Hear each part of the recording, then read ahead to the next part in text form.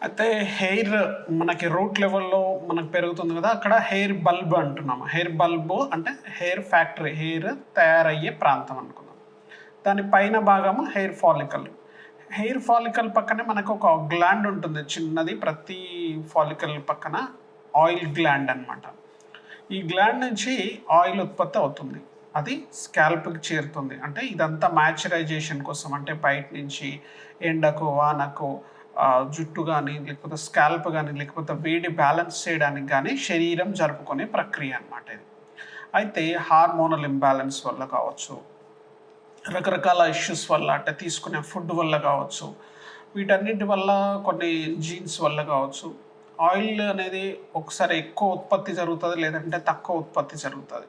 So ఎక్కువ ఉత్పత్తి అయినప్పుడు స్టిక్కీగా ఉండే డాండ్రఫ్ డెవలప్ అవుతుంది. తక్కువ జరిగినప్పుడు స్కాల్ప్ అంతా ఇరిటేటింగ్గా ఉండి డ్రై స్కాల్ప్ అయిపోయి డ్రై డాండ్రఫ్ డెవలప్ అవుతుంది.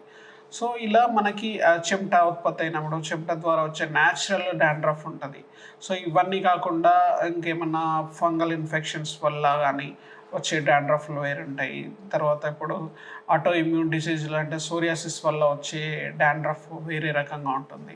ఇట్లా మనకు డాండ్రఫ్‌లో రకరకాలుగా మనకి ప్రాబ్లమ్‌ని బట్టి వస్తుంటాయి. సో మనం ఏం చేయాలి? మనం దీన్ని పూర్తిగా ఊరుకూరికే ఎన్ని అంటే ఆయిల్స్ కానీ, పైన షాంపూస్ కానీ ఇవి పెట్టినప్పుడు ఆ గంట, 2 గంటలు కాస్త రిలీఫ్ ఉంటుంది. పోయినట్టు అనిపిస్తది. ఏం చేస్తున్నాం మనం? బాగా గట్టిగా గీకి క్లీన్ చేసుకుంటున్నామట అంతే. అంటే దాని ప్రొడక్షన్ ఆపట్లేదు.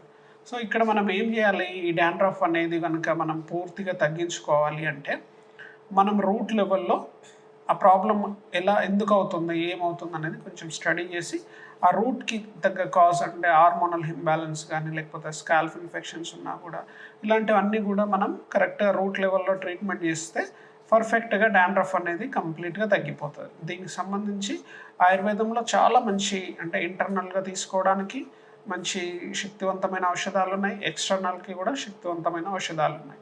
సో మనకేదైనా ప్రాబ్లము డాండ్రఫ్ గురించి అనిపిస్తే మీరు దాన్ని పూర్తిగా జీరో లెవెల్‌లో, అంటే సెల్ లెవెల్ నుంచి మనం స్టడీ చేసి పూర్తిగా తగ్గించుకోవచ్చు.